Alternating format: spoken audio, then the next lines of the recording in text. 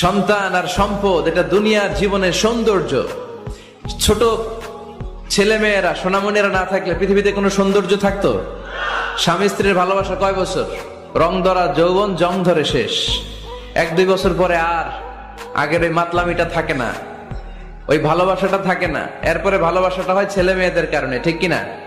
ঘরে গেলে আব্বু আব্বু ডাকে, আম্মা আম্মু ডাকে, ছোটাছুটি করে, দৌড়াদৌড়ি করে, কান্নাকাটি করে, রাগ করে বসে থাকে, রাগ ভাঙাতে হয়, এটাই মজা, ঠিক কিনা? এজন্য আল্লাহ বলেছেন জিনাতুল হায়াতি দুনিয়া। ছেলে মেয়েরা, সন্তান সন্ততি হচ্ছে দুনিয়ার জীবনের সম্পদ, দুনিয়ার জীবনের সৌন্দর্য। এক আয়াতে বললেন জিনা, আবার আরেক আয়াতে বললেন ফিতনা।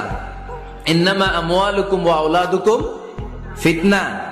তোমাদের সম্পদ, তোমাদের ছেলে মেয়েগুলো যেমনি সৌন্দর্য, আবার অন দা আদার হ্যান্ড তারা তোমাদের জন্য ফিতনা।